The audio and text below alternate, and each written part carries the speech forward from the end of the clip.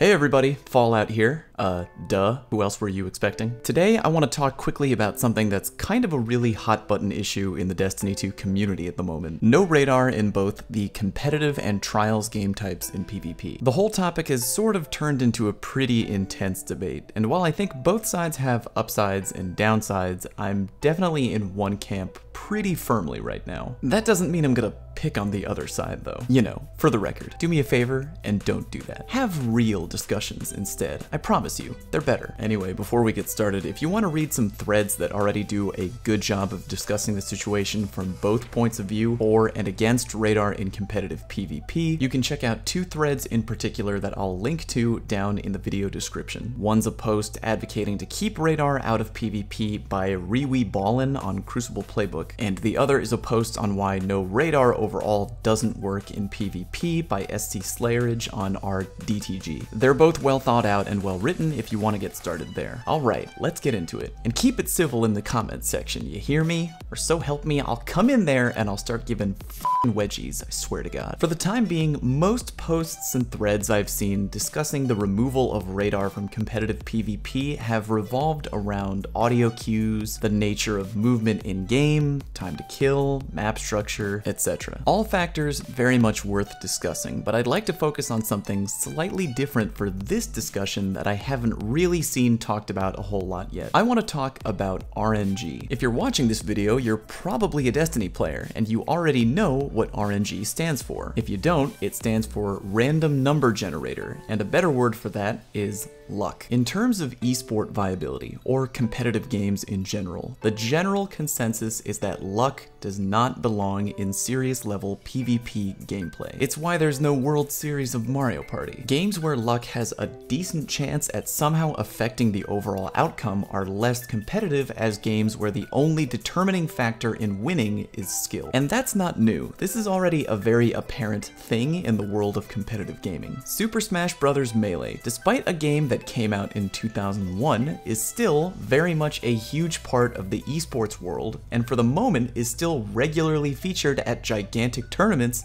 like EVO. One of the most iconic things about the Smash Bros. Game franchise are the fun, zany weapons that you can use in fights, but at the competitive level, items are turned off. And although to an outside player that might seem like a bummer, at the competitive level, it makes sense. If you're truly trying to determine the level of skill between two players, you want the outcome of that match to be completely unaffected by luck. All of that goes out the window if, while player A happens to be knocked off the stage, a super powerful item appears out of thin air and puts player B at a massive advantage for the remainder of the match, all due to a simple, unfortunate roll of the in-game dice. At the competitive level, luck should have as little a factor as possible in the end result. I'm not trying to say that games shouldn't be fun or that items shouldn't exist in Super Smash Bros. Fun gameplay and competitive gameplay can coexist, but sometimes they're completely different worlds. Let's talk about a very popular game where the outcome can be frequently affected by luck: poker. Texas Hold'em is a very popular variant of poker that you may know about or have seen on TV, a Bond movie, whatever. Players can be dealt bad or good cards right away, and the strength of their hand will be continuously affected by the RNG of the cards brought into play on the flop, the turn, and the river. Those words just mean the other cards put on the table in the game. Despite the amount of luck involved in this process, there are still Texas Hold'em players out there who are considered the top of their field. They know the odds and probabilities better than anyone else at the table, and they have the ability to read other players. Despite that knowledge and those talents though, at the end of the day, poker is still, by definition, a form of gambling. There are countless cases where poker players will make the correct moves on paper and lose simply due to bad card luck. What did you call you need a queen? Oh my God. He hits it. Hello, darkness, my old friend. Let's compare poker to another game, chess. In chess, aside from the beginning, where players determine which of them gets the black pieces and which of them gets the white pieces, luck is completely removed from the equation of the game. Every move by both players from that point on is a tactical decision unaffected by RNG. The outcome of each game is determined 100% on skill alone. If an amateur chess player were to come out of nowhere and completely crush a grandmaster chess player in a tournament, that would be huge news. Jumping back really quickly to poker, it's not surprising at all when a high-ranked professional Texas Hold'em player gets eliminated from a tournament due to luck. It's also not surprising when an amateur Texas Hold'em player manages to reach the final table in the World Series of Poker, because it happens fairly often, since the game by nature is directly impacted by RNG. I think if you were to ask people who knew both of these games pretty well which is more competitive, I think far more would reason that it's chess. Am I comparing apples and oranges here? Yeah, but I think the point itself still stands. Less RNG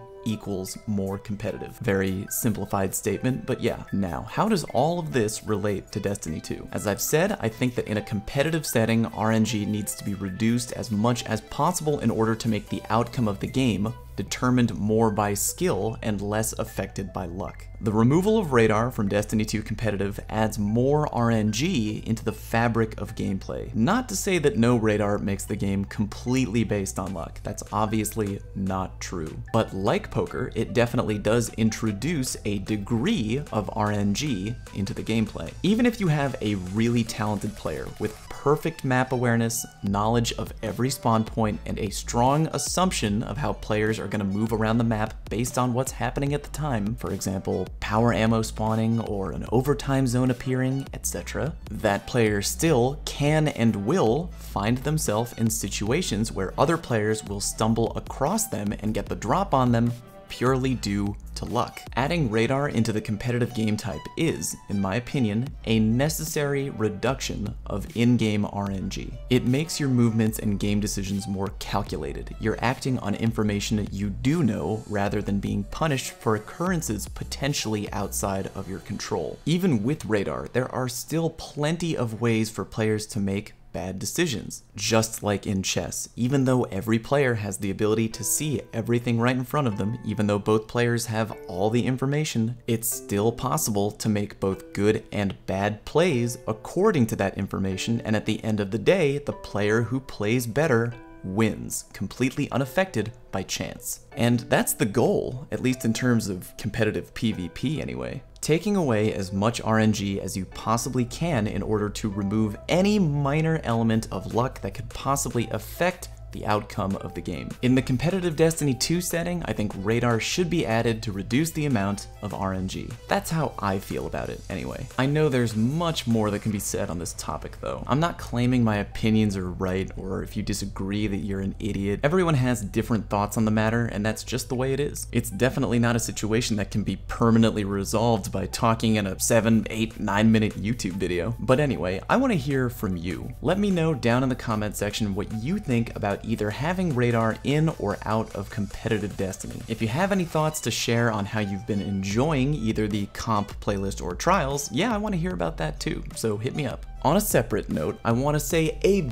big thank you to my own community, as I recently got partnered on Twitch. This is a really big deal to me. I couldn't have done it without you all, and I'm just continually blown away by all of your support. If you haven't been there yet, please do me a favor, hop on over to twitch.tv/falloutplays, check my schedule, and maybe you can come hang out sometime and say hi when I'm playing live. Thanks again, y'all. Anyway, that's it for this video. Gonna do my usual song and dance here. Do the like thing, do the subscribe thing. Every time you do, I get stronger and one step closer to world domination. Thanks for watching. Look forward to hearing your thoughts. See you next time.